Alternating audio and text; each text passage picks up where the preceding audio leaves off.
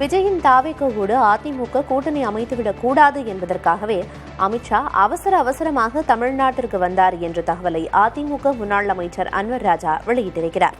இது என் கட்சி, நான் யாருடன் வேண்டுமானாலும் கூட்டணி அமைப்பேன் என்று பழனிசாமி கூறி வரும் நிலையில் இந்த கூட்டணியை அமைத்தது அவரல்ல, பாஜக தான் என்று புதிய தலைமுறைக்கு அளித்த பிரத்யேக பேட்டியில் கூறியிருக்கிறார் சமீபத்தில் அந்த கட்சியிலிருந்து விலகி திமுகவில் இணைந்த மூத்த அரசியல் தலைவரான அன்வர் ராஜா.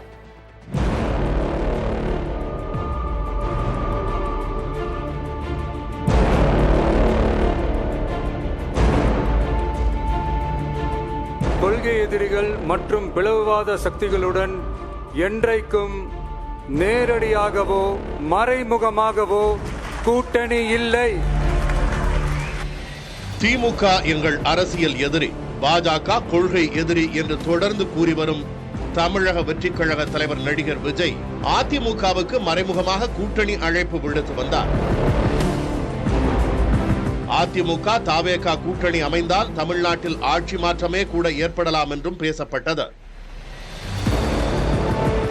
இந்த சூழலில் கடந்த ஏப்ரல் 11ஆம் தேதி தமிழ்நாட்டிற்கு வருகை தந்த மத்திய அமைச்சர் அமித்ஷா பாஜக அதிமுக கூட்டணியை உறுதி செய்தார். तमिलनाडु विधानसभा चुनाव एआईडीएमके, भारतीय जनता पार्टी और सभी साथी दल मिलकर एनडीए के नाते लड़ेंगे. இந்த திடீர் கூட்டணி உடன்பாட்டால் அதிமுக தாவேகா கூட்டணி அமைவதற்கான வாய்ப்பு தவறி போனது. இது எதேச்சையாக நடந்தது அல்ல. அமித்ஷாவின் காய் நகர்த்தலிலேயே அதிமுக தாவேகா கூட்டணி முயற்சி முறியடிக்கப்பட்டது என்று சொல்கிறார் அன்வர் ராஜா. சமீபத்தில் அதிமுகவில் இருந்து விலகி திமுகவில் இணைந்துள்ள அவர் புதிய தலைமுறைக்கு அளித்த பேட்டியில் கொஞ்சம் தாமதித்தாலும் தாவேகாவுடன் அதிமுக கூட்டணி அமைத்துவிடும் என்பதால் தான் அமித்ஷா அவசரமாக தமிழ்நாட்டுக்கு வந்தார் என்று கூறியுள்ளார். அமித்ஷா அங்கிருந்து இங்கே வருகிறார், கூட்டணி பேச வருகிறார், அவசரமாக வருகிறார். ஏன் வருகிறார்? இப்படி கொஞ்சம் தாமதித்தால் பிஜேபியோடு நம்ம அதிமுக தாவேகாவோடு கூட்டணி போட்டு விட்டால் பிரச்சனை முடிந்தது, அதற்கு மேல் தமிழ்நாட்டில் நமக்கு வேலை இல்லை என்பதை உணர்ந்து அதற்கு முன்பு நாம் கூட்டணி வைத்துவிட வேண்டும் என்று தான் அவசரமாக வருகிறார். இவரோடு கூட்டணி பேச்சுவார்த்தை நடத்துகிறார். அதற்கு முன்பே டெல்லியில் நடத்திவிட்டார். இவர் டெல்லியில் ஒரு தலைவர் இங்கிருந்து 3-4 கார்கள் மாறி செல்கிறார். சரி, ஏதோ போய் அவரை அமித்ஷாவை பார்க்கிறார். பார்த்து அப்போதே கூட்டணி பேச்சுவார்த்தையெல்லாம் முடிந்து விட்டது. மிரட்டலுக்கு பயந்தான் நீங்கள் போனீங்க.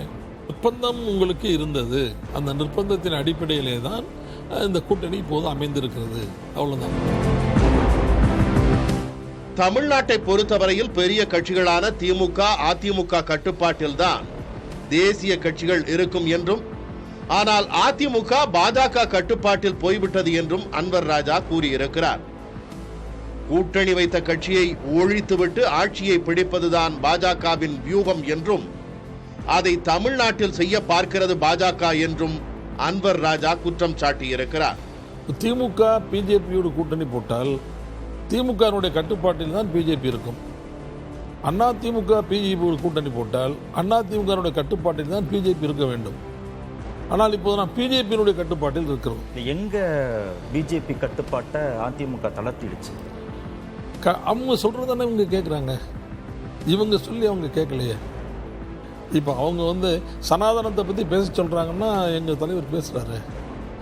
இது பிஜேபியினுடைய அஜெண்டாவை எங்கள் தலைவர் பேசுகிறார், எடப்பாடியார் பேசுகிறார் என்றால் முழுக்க அவர் பிஜேபியின் கட்டுப்பாட்டில் போய்விட்டார். யாரோடு இவர்கள் இணக்கம் வைத்திருக்கிறார்களோ அவர்களை வைத்துக்கொண்டு அந்த கட்சியை அப்படியே விழுங்கி விட்டு அவர்கள் அந்த இடத்தில் உட்கார்ந்து கொண்டு அதற்கு பிறகு அந்த ஆட்சியை பிடிக்க வேண்டும் என்பதுதான் அவருடைய ஸ்ட்ராட்டஜி. அன்வர் ராஜாவின் முழு பேட்டி இன்று இரவு 10:35 மணிக்கு ஒளிபரப்பாகிறது.